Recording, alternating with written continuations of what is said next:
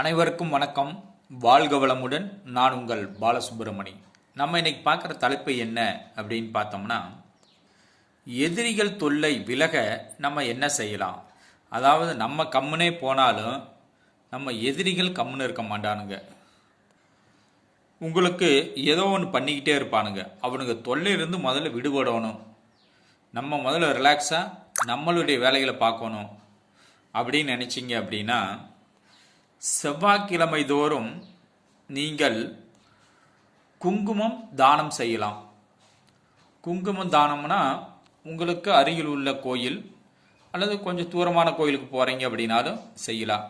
குறிப்பாக முருகன் கோயில், அம்மன் கோயில், இந்த கோயிலில் குங்குமத்தை தானம் செய்யலாம்.